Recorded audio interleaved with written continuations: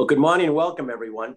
Jim Brett here at the New England Council, and we're so pleased that many of you could join us for our latest installment of Inside the Corner Office.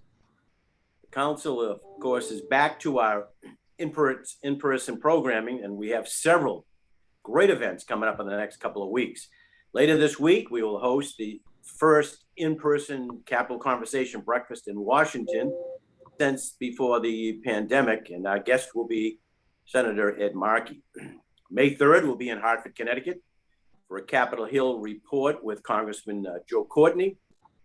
On May 10th, Senator Angus King will be our guest at a Capital Conversation breakfast in Washington. And then, of course, on May 11th and 12th, we're thrilled to finally be hosting our annual Washington Leaders Conference in our nation's capital. We hope that many of you will join us. You can find more information on all these events on our brand new website, and it's called newenglandcouncil.com.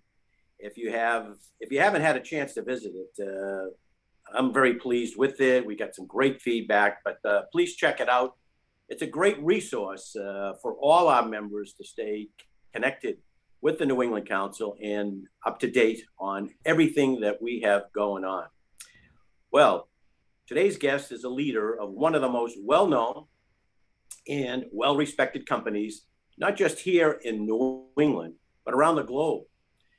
Gary Coombe is the CEO of Procter & Gamble's grooming business, which includes the biggest shaving brands in the world, including Gillette, which of course is headquarters right here in Boston, as well as Venus, Braun, and several others. Venus and Braun and several others. Gary was named CEO of P&G's global grooming business in March of 2018, but he's no stranger to the company. In fact, he has worked for Procter & Gamble for his entire professional career, holding a variety of sales, business development, and other key leadership positions in both the United States and Europe over the course of the last 3 decades. Needless to say, we're delighted that he could take the time to join us today to share a little bit about his career path and some of the exciting work going on at P&G. Gary, welcome to the New England Council. Thank you, Jim. It's a delight to be here. Oh, it's really quite remarkable, Gary, that you have spent your entire career at P&G. That's just not something you hear of very often these days. Can you just tell us a little more about how you got your start there and walk us through your career path with the company? Yeah, it was some time ago now, as you suggested, three decades, approaching 4 decades, 36 years in P&G and Gillette.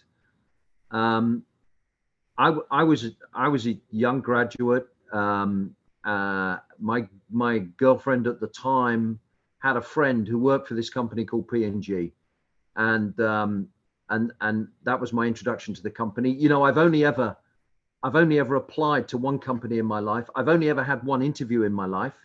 I turned up, I was interviewed, and they put me onto a sort of graduate training scheme as a salesperson in a sleepy little town in the middle of England that nobody's ever heard of. And that's where the journey began, working in sales, doing 8 calls a day. Wonderful training. I mean, just the very best training to be out on the road selling, and you can measure your impact at the end of a day, you know, how much you sold. But it was terrific training. And I've been very fortunate, Jim. The company's given me wonderful development opportunities since then, many different roles in the UK in those formative years, sales and marketing. I moved to Switzerland, Geneva in Switzerland in 1999, which was and is our European head office. Spent some time there. Then I came out to Cincinnati. You know, somebody once told me if you're Catholic, you have to visit Rome. And if you work for P&G, at some point, you've got to go to Cincinnati. And sure enough, I did. Lived and worked there for 4 years. Wonderful time. My son went through high school there. Back to Europe for a while, different roles in Europe, including president of P&G in Europe. And then, as you said, 4 years ago, was greatly honored to be offered the role of running essentially the Gillette company based out of Boston, which I've enjoyed immensely over the last 4 years. How do you think your experience as a lifelong employee impacts the way you lead the company as opposed to someone who maybe just first joined the company as a CEO? Yeah, it's a great question. Of course, it has some benefits. I understand the company culture. I understand how to get things done. I've got colleagues here who I've known for many years. There's a great level of trust. I've got a relationship with the board. I mean, there's many things that help, but of course there is a potential downside, particularly coming into the Gillette role, where the truth is the business had underperformed for a decade, and a transformation was required, and sometimes it can be harder to effect major change when you've been part of the system for so many years. And I was very aware of that, and actually the chairman of P&G at the time said something to me which struck me, which is, never forget, Gary, a crisis is a terrible thing to waste. And we were in crisis, and that message stayed with me and gave me the latitude and the encouragement and the courage to make some pretty significant changes, which were necessary. There were many things we had to change to turn an underperforming business around, and that transformation is the journey we've been on over the last 4 years. Mm-hmm. You mentioned that you spent a good deal of your career in the UK and other parts of Europe, and you're now based here in the United States. Can you talk a little bit about the biggest differences you've seen in the corporate culture in the US versus in Europe? Yeah, I mean, there is quite a difference. I mean, I do love the sense of can-do in the US, the entrepreneurship that exists here. It's relatively business friendly. People want to succeed. People want to do well. I don't think it's any great surprise that many of the biggest value creating corporations that exist, were born and stay headquartered in the US. I mean, it is a remarkable value creating entrepreneurship environment. And I mean, I'm European and it's my home and I've got a great love for it, but it doesn't have a lot. It doesn't have a lot of that. It is a complex place to do business. I mean, even though we have the EU, which is a wonderful institution in many respects, I mean, it's still a collection of different nations with different languages, with different regulatory environments, huge diversity, and it's more complex as a result. It did teach me, though, and it has taught me, spending that time in Europe, an appreciation for diversity and inclusion that I think is a valuable strategy and asset that leaders need when they're in the US. And it also sensitized me and educated me in the area of sustainability, which I think in Europe is a bit further progressed, but is an element of critical importance to all of us around the world, of course, and something we need to accelerate in the US. So many differences between the two regions, but many similarities as well. Mm-hmm. And certainly between the UK and the US, I mean, at least we share the same language, more or less. Right. The Gillette brand is over 100 years old, which I think is just incredible. The company has understandably had some ups and downs, you mentioned earlier in your remarks, over the years. But under your leadership, you have seen a remarkable turnaround in recent years. Can you just tell us about some of the strategies that you use to help modernize that brand? Yeah, you described it well. We had underperformed for a decade. Partly that was a result of societal trends that went against us.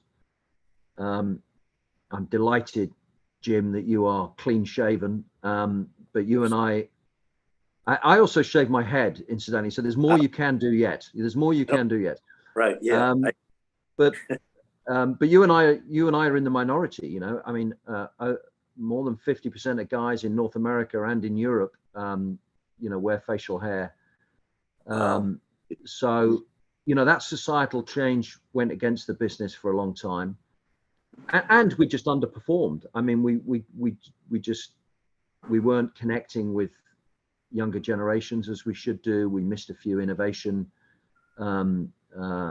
opportunities.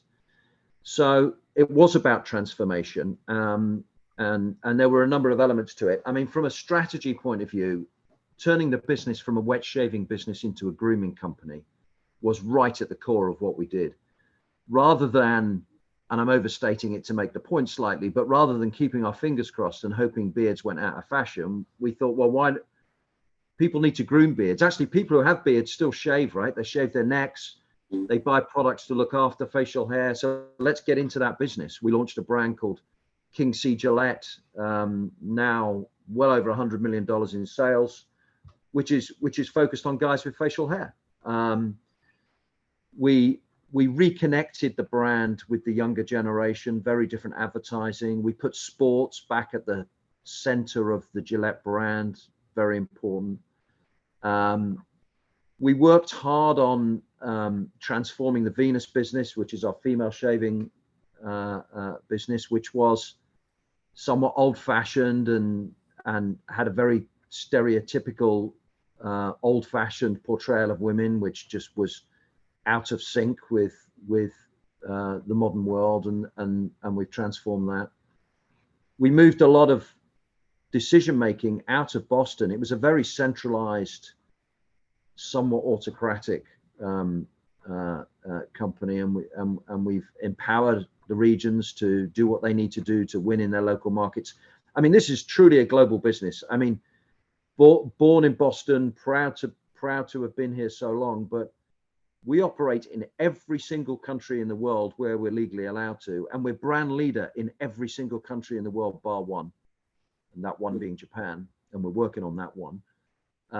So it's a truly global business, and it was somewhat hamstrung, and we've empowered the regions and given them a chance to do what they need to do to win locally. So, you know, many changes, and it is beginning to work. We've now delivered 7 quarters of very good top and bottom line growth, but it's only 7 quarters. You know, the marathon has barely begun, and we've still got a lot of work to do to put this great business, you know, back where it belongs.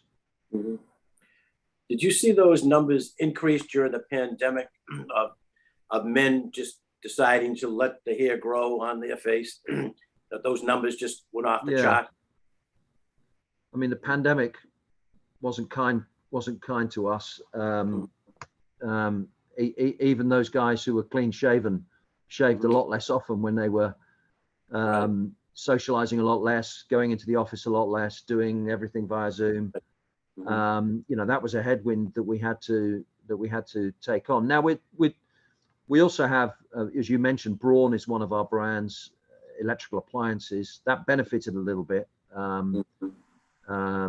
People were able to, for example, you know, cut their hair at home and that sort of thing if they bought the appliances. So we had some mitigation, but overall, COVID was a headwind from a consumption point of view, and of course, it's also become a headwind. We may talk about it later. It's also become a headwind from the point of view of supply chain difficulties and constraints and costs and that sort of thing. You know, in my role here at the New England Council, I talk every day to business leaders throughout New England in all different industries. And in recent months, when I ask them about the biggest challenges that they are facing, there's always seems to be one common thread, and you just mentioned it, supply chain constraints. How are some of the issues that we're hearing about related to supply chains impacting Gillette? It's been extraordinary. In 36 years in the consumer goods industry. I've never seen anything like this. It's lack of availability of raw materials. It's the time it takes to move product around the world, and it's the cost associated with these, with these raw materials. I mean, and it continues to be an extraordinary environment. It's not getting any easier. I mean, I'll give you a couple of examples. On that brawn business that I mentioned before, each one of those products has a microchip in. It's very, very difficult to get a hold of microchips at the moment. And if you can get a hold of them, invariably they're not the one you want. And that's a huge challenge for us. Mm-hmm. And the other is that, whilst North America and Europe to a large extent are learning to live with COVID, it continues to be a huge issue in China. Right now you've got Shanghai, a city of 25 million people, essentially locked down. We have 2 plants in Shanghai, which are, unable to operate at the moment. And, this again, puts huge pressure on supply chains and our ability to meet demand. I mean, it is remarkable. What I would say is that we're fortunate for a couple of reasons. One is we have a fantastic product supply organization, who've shown amazing resilience and agility in solving problems. And every day of every week, there's yet another supply chain related problem to deal with. And the other reason we've been able to continue to grow our business through this period is we're a global business. We have many plants around the world, and we've been able to leverage that scale and flexibility, moving production from one plant to another, whatever it might be, which has allowed us to largely meet the demand that is out there. But it is a remarkable world at the moment in that regard. There's a major piece of legislation going through Congress, the Innovation Act, that hopefully will be able to address, the microchip issue, in the sense that maybe we could have them produced and manufactured here, that we don't have to rely on other countries throughout the world. So hopefully this piece of legislation will pass. That obviously it's passed both branches, but now it's in a conference committee, and hopefully we'll see the light of day, because it's so important to all of the businesses that we talk to, and obviously your business as well. So absolutely. Another challenge that we hear from so many of our employers is that skills gap and the struggle to find those employees with the right skill and the right training to fill the jobs that are being created in our innovation economy. Is that a challenge that you're dealing with at Gillette? And what role do you see for employers in partnering with our educational institutions to help close that gap and develop the workforce of the future? Yeah, it really is a challenge, Jim. You're absolutely right. Finding talent with the right skills is a huge challenge. It's true in Boston. It's true across the US, and actually, it's true around the world. But if I speak to Boston, and people may not know, in Boston we have a big community here. We have a plant in South Boston. We have an R&D center in South Boston. We have a big commercial head office here. We also have a plant up in Andover. So within Massachusetts we have 1,500-1,800 people. And it's a constant struggle to find the people that we need. And even our plant technicians, our plants are highly sophisticated environments, and we need people with real skills to be able to come in and work in that environment.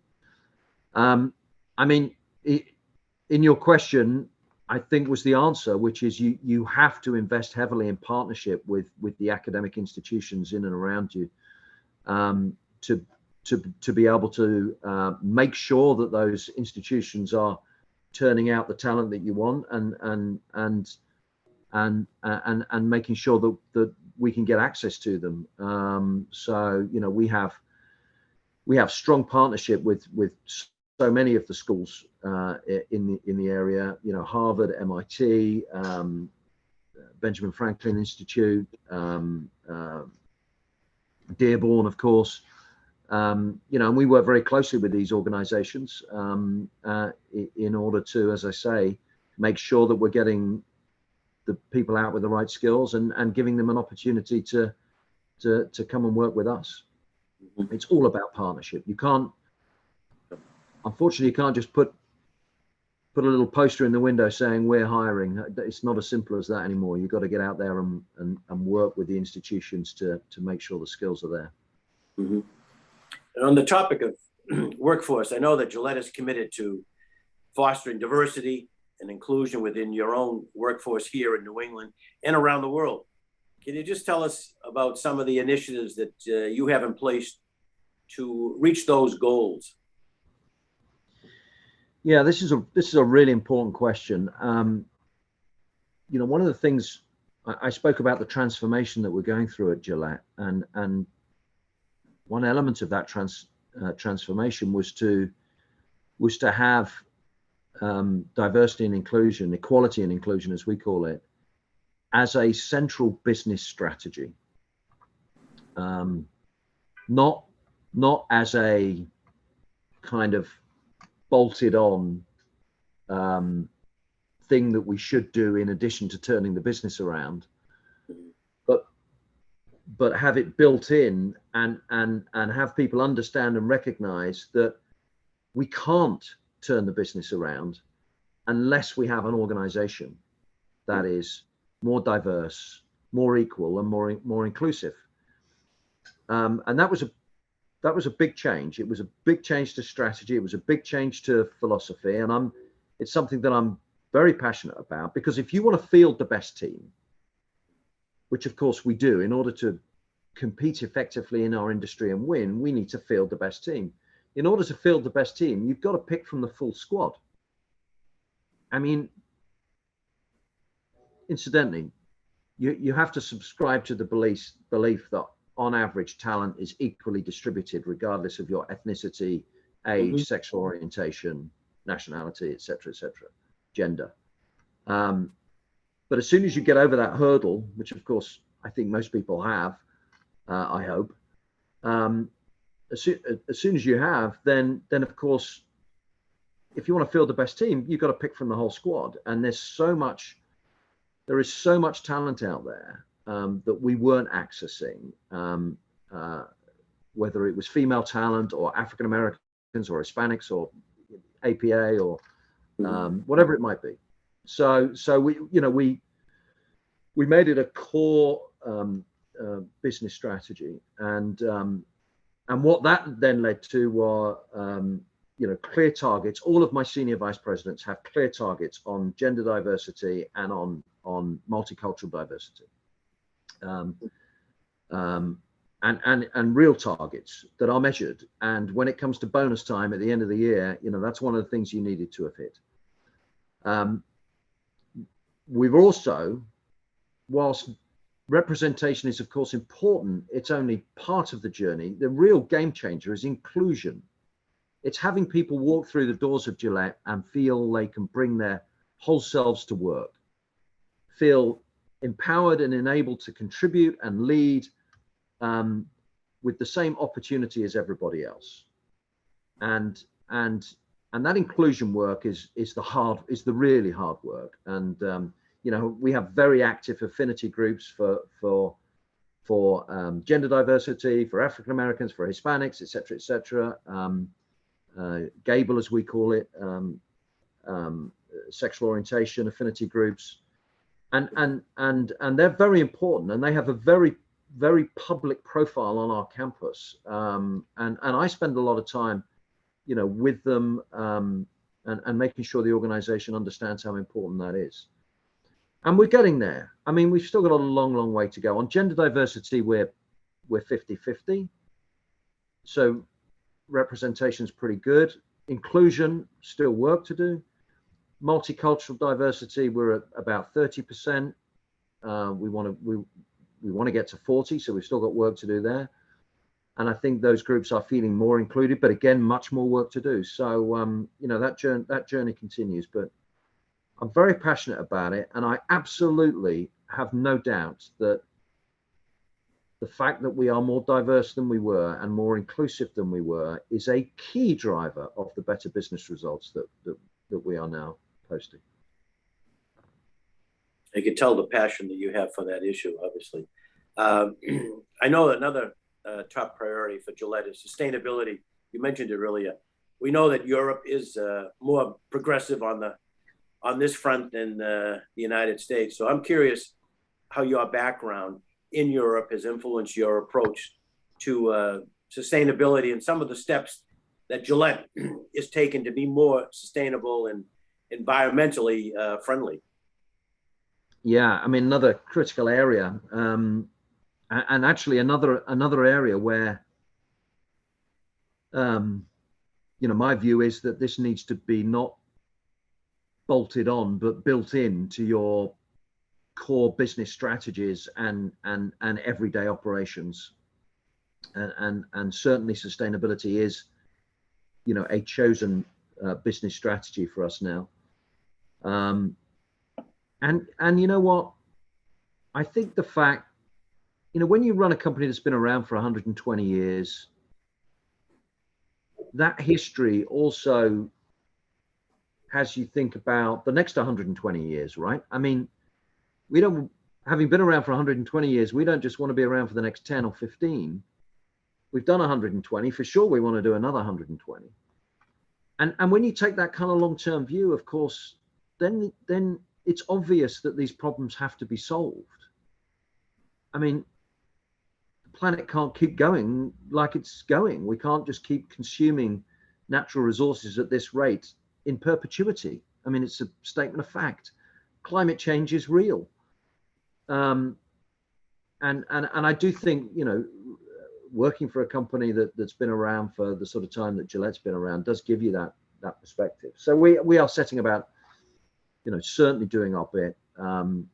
We've declared that we're going to be net zero by 2040. So 18 years, and we've got a lot of work to do to get there. We've also published interim goals, so it's not, we'll come back to you in 18 years and let you know how we're doing. We've been very public about the interim goals, and we're making some good progress. I mean, all of the plants that we have around the world now are zero waste to landfill, and all of them run on 100% renewable power, which is an important milestone.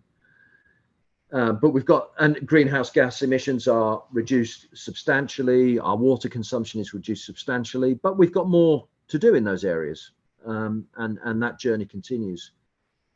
From a packaging point of view, we're making big changes.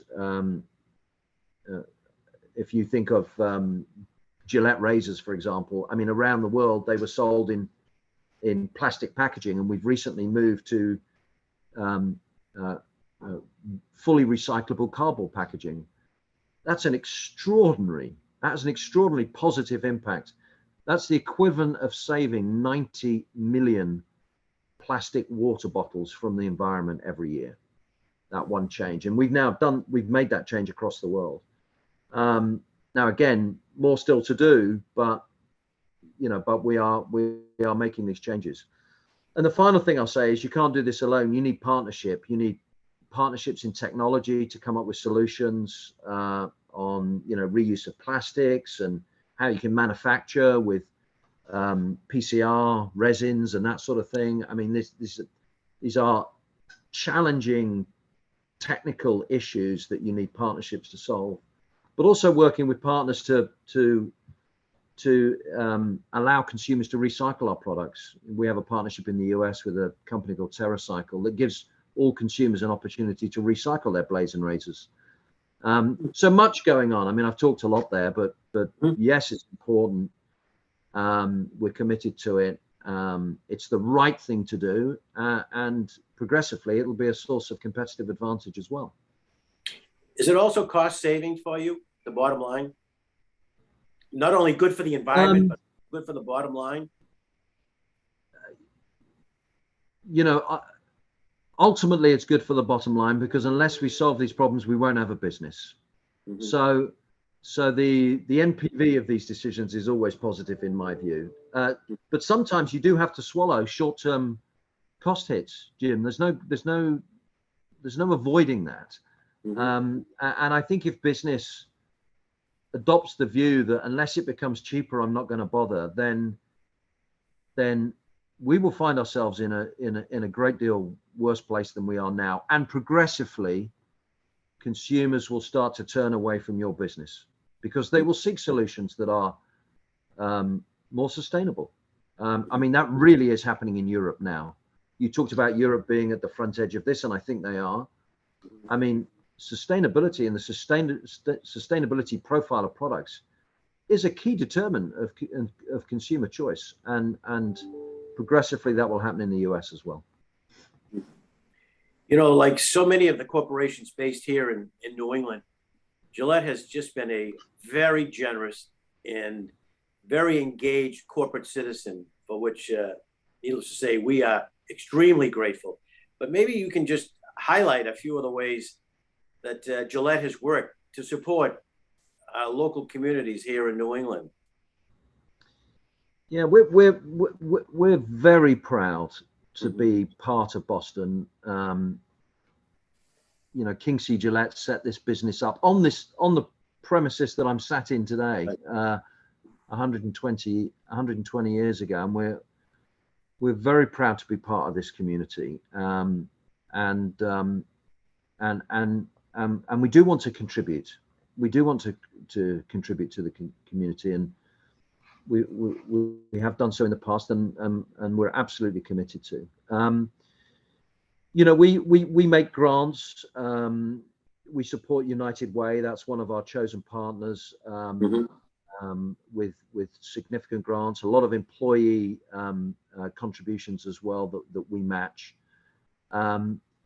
We also have a process where we work with the South Boston Association for Nonprofits, and we invite many organizations to apply for grants. And as I say, we work with the South Boston Association for Nonprofits to help decide who we're going to allocate money to each year.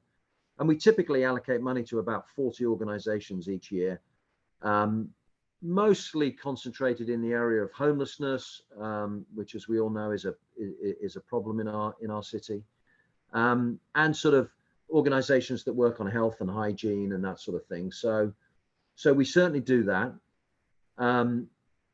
In terms of looking after our neighborhood, we're very proud of the work we've done making our neighborhood a little nicer. You know, the harbor walk that we constructed.